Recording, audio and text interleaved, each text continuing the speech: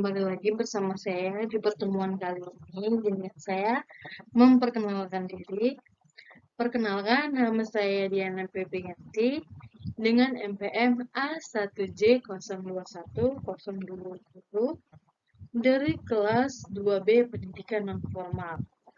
Saya akan mempresentasikan mata kuliah Pengelolaan Pendidikan dengan dosen pengampu Dr. Muhammad Kristiawan MPD.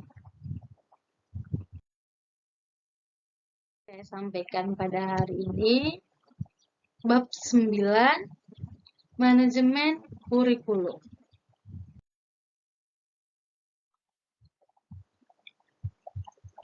Baiklah, yang pertama itu ada konsep dasar manajemen kurikulum. Kurikulum merupakan salah satu komponen yang memiliki peran strategis dalam suatu sistem pendidikan untuk mencapai tujuan institusional pada lembaga pendidikan. Sehingga kurikulum memegang peran penting dalam mewujudkan sekolah yang bermutu atau berkualitas.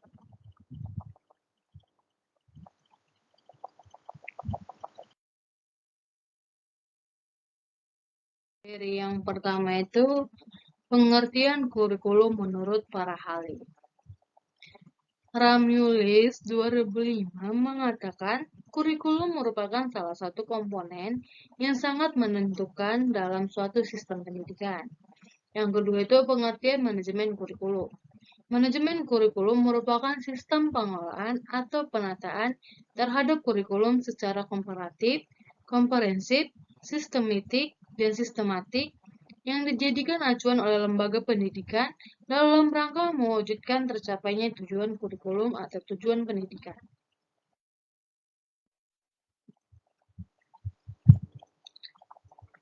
Materi selanjutnya ada B, ruang lingkup manajemen kurikulum. Lingkup manajemen kurikulum adalah perencanaan, perorganisasian, dan pengevaluasian.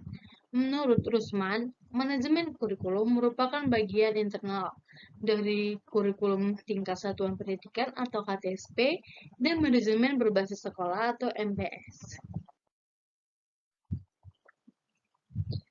Yang pertama itu kurikulum tingkat satuan pendidikan atau KTSP. KTSP lebih mengutamakan untuk merealisasikan dan merelevasikan antara kurikulum nasional atau standar kompetensi atau kompetensi dasar dengan kebutuhan daerah dan kondisi sekolah yang bersangkutan. Sehingga kurikulum tersebut merupakan kurikulum yang terintegritas dengan peserta didik maupun lingkungan di mana sekolah itu berada. Yang kedua itu manajemen mutu berbasis sekolah atau MBS.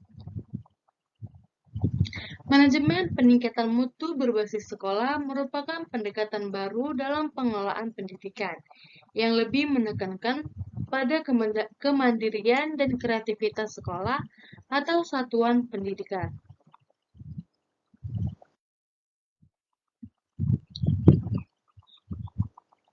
Yang materi berikutnya ada C, prinsip dan fungsi manajemen kurikulum. Yaitu materi selanjutnya prinsip kurikulum. Yang pertama itu ada prinsip relevansi. Prinsip relevansi merupakan bahwa setiap kurikulum harus memiliki keserasian antara komponen-komponen.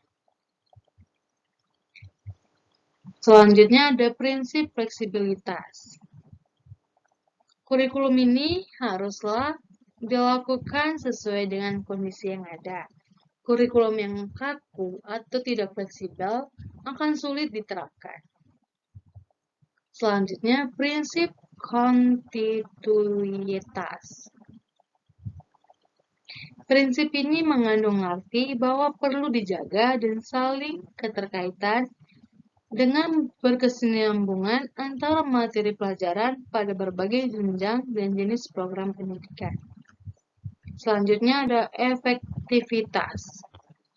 Prinsip ini berkenan dengan rencana dalam suatu kurikulum dapat dilaksanakan dan dapat dicapai dalam kegiatan belajar mengajar. Selanjutnya ada efisiensi. Prinsip ini berhubungan dengan perbandingan antara tenaga, waktu, suara, biaya yang dikeluarkan dengan hasil yang diperoleh.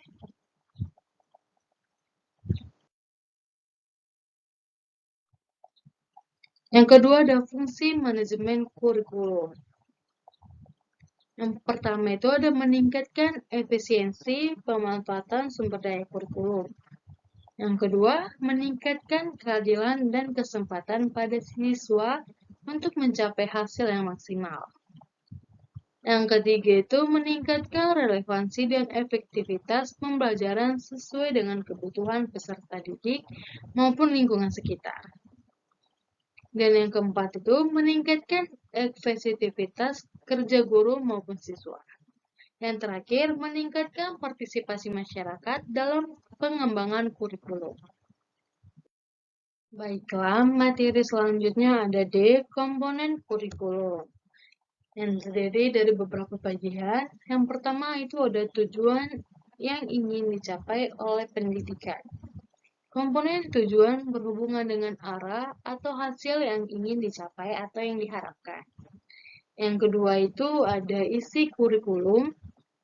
Isi kurikulum menyangkut semua aspek, baik yang berhubungan dengan pengetahuan maupun pembelajaran. Yang ketiga itu ada metode atau strategi pembelajaran. Strategi yang diciptakan dapat berupa strategi yang menempatkan siswa sebagai pusat dari setiap kegiatan maupun sebaliknya. Yang keempat ada evaluasi atau penilaian pembelajaran.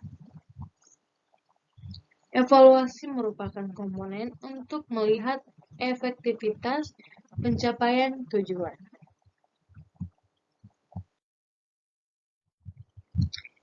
Materi selanjutnya ada E, perencanaan kurikulum. Perencanaan kurikulum berfungsi untuk sebagai pedoman atau alat manajemen yang berisi petunjuk tentang jenis dan sumber individu yang diperlukan, media pembelajaran digunakan, sumber biaya, tenaga, dan sarana prasarana yang diperlukan, sistem monitoring dan evaluasi, serta unsur-unsur ketenaga kerjaan yang diperlukan untuk mencapai kurikulum.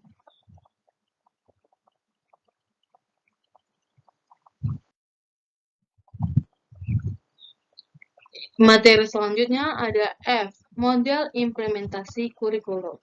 Yang pertama itu ada The Conference Basin Adaptation Model atau CBAM, merupakan sebuah model yang dilakukan dengan mengidentifikasikan tingkat kepedulian guru terhadap sebuah inovasi kurikulum. Yang kedua ada model Let We Hope.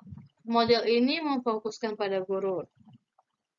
Yang ketiga ada model Tori. Model ini untuk mengunggah masyarakat mengadakan perubahan. Dengan model ini diharapkan adanya minat guru memanfaatkan perubahan.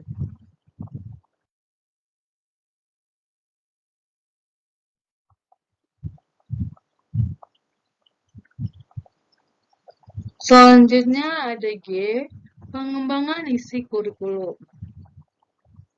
Isi kurikulum terdiri atas bahan-bahan pengajaran dan berbagai pengalaman yang diperlukan dalam tercapainya tujuan pendidikan. Para perancang kurikulum sering mengalami berbagai kesulitan dalam menyusun dan merencanakan isi kurikulum yang relevan dengan tujuan yang hendak dicapai.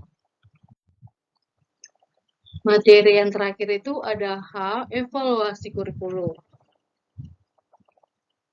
Evaluasi kurikulum merupakan pemeriksaan secara terus-menerus untuk mendapatkan informasi yang meliputi siswa, guru, program pendidikan, proses pembelajaran untuk mengetahui tingkat perubahan siswa dan ketepatan keputusan tentang gambaran siswa dan efektivitas program. Baiklah, materi pada hari ini telah selesai. Sekian dan terima kasih. Dadah.